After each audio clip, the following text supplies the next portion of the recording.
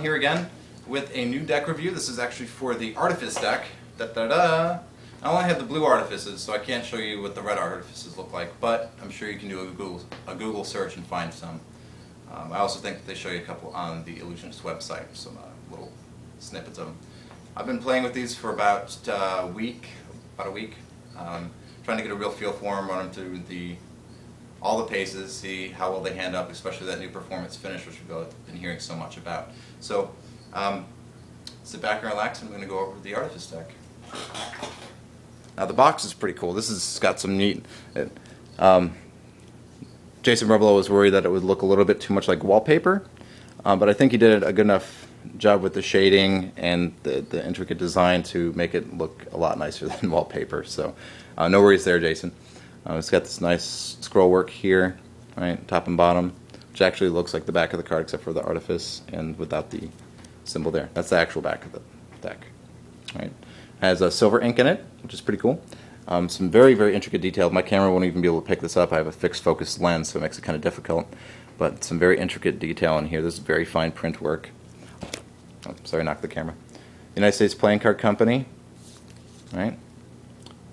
Artifice Playing Cards, Performance Coating. This is a cool little Latin phrase that says that good art hides itself. Right, that's a paraphrase, but that's about best I can do.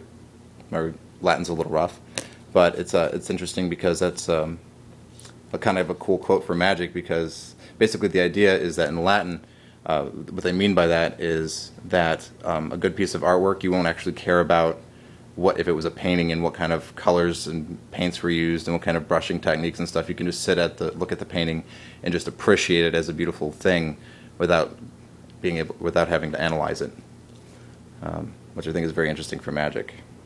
And there's all the little information for them right there. They put the E down on the bottom.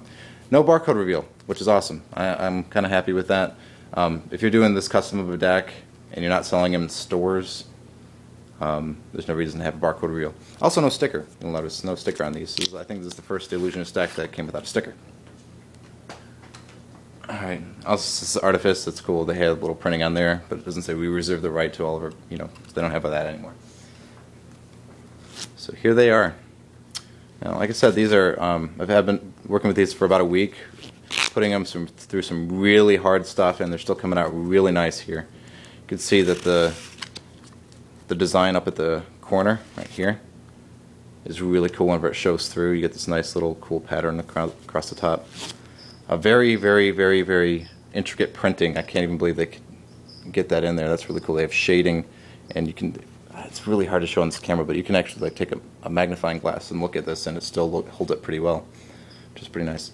Also metallic ink. It doesn't sheen as much as I'd like it to, but it still has some sheen to it.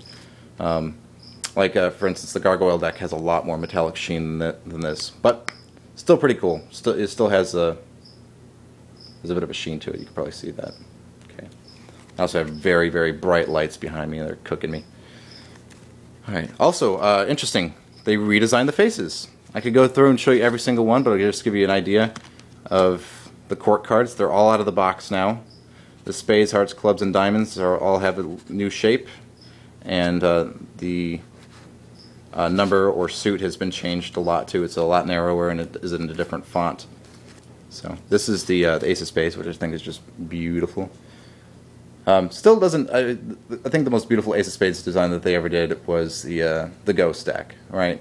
I think everybody can agree on that. I think the Ghost was the coolest. But this is a close second. This is a close second. The Arcanes really didn't do that much for me. My black Arcanes were so dark that I could hardly tell that it was an Ace of Spades at all. So. Really nice work on this. I like this a lot. It's a close runner for first with the Ghost deck. Right?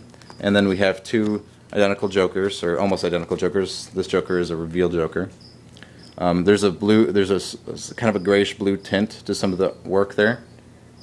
This is pretty cool. I like that a lot. So you also have, I like whenever they have jokers that look very similar to each other, because you can do a lot of cool stuff with that, like a lot of Bill Goodwin's Magic you can do like this, but you need identical looking jokers and that kind of thing. So these are close enough, one's holding a card, one's not, but they're close enough that, you can use them as duplicates. So pretty cool. Yeah, so redesign of all the core cards. They actually started using some green in the faces, which is nice. All right, brought them out of the box. I can't even imagine how much work it was to redesign all of these, but very pretty. Mission accomplished there. And the performance coating is really holding up, as you can tell.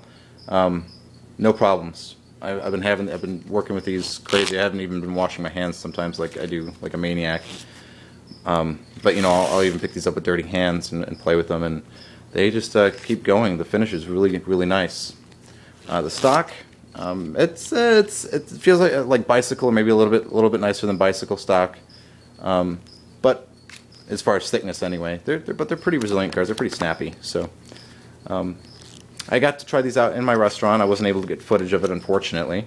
But as you can see, they stood up pretty well to it. I haven't had a lot of problems. You know, whenever I first got them back that night, they were doing some of that chunking stuff, but they with a little bit of shuffling, just doing some pharaohs, they evened right back out. So great deck of cards. I really like them. I wish I could use these all the time, but can't. One other thing I have, that there's just one interesting note. That all magicians are probably asking right now. Cards probably not so much, but magicians are going to ask why the black all the way to the edge, right? You're doing like a triumph routine or something, and you've got that black edge with the white card, and that does stand out a bit, right? And apparently, you know, Eric Jones did his Ishkabibble sandwich for Jason Brumbelow with them, but you know, we're not all Eric Jones, so that is kind of an issue for some magicians.